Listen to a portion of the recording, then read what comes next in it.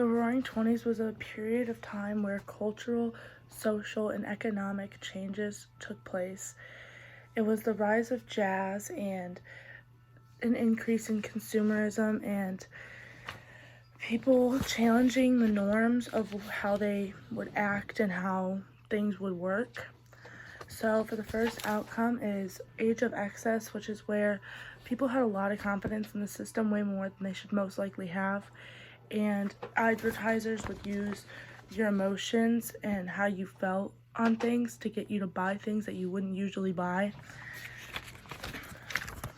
For women in the 1920s, some were called flappers, and they would dress provocatively and do things that women would not usually do before that time period.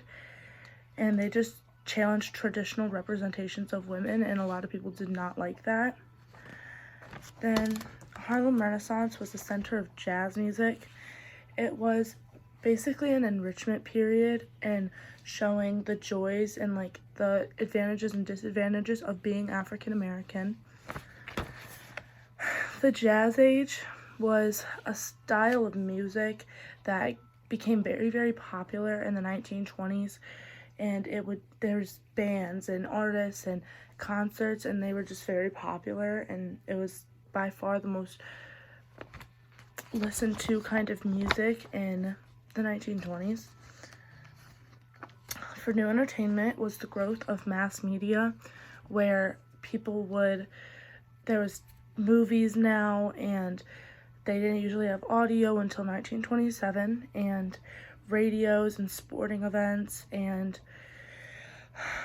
newspapers, tabloids, and magazines. For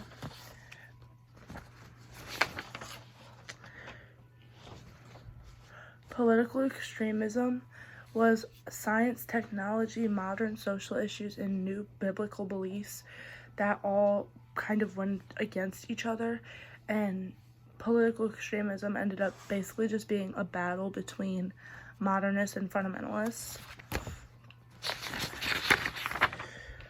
Prohibition was in 1920.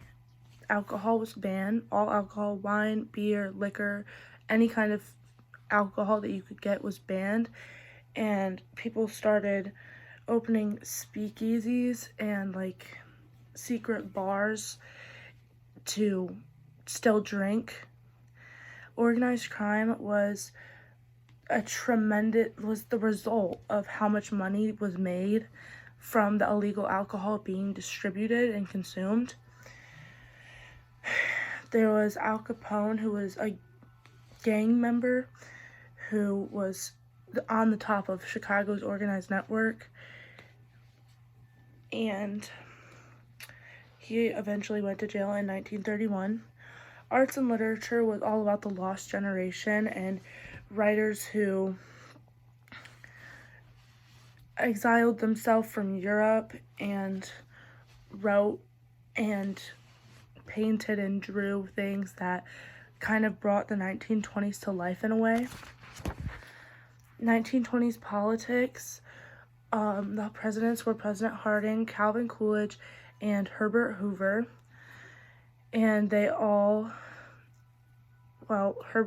Calvin Coolidge lived by just the laissez-faire, which is basically saying that like it's going to be what it is and the government is not going to get involved in free market. And Signs of Trouble, which was having so much debt and how everybody was at a different place with like their growth and risky investments, people trusting the system still too much, and too many goods, not enough demand, so people were making more things than people wanted, and farmers really never got in on like the wealth of the Roaring Twenties. So that is my video on my summary of the Roaring Twenties and all the outcomes.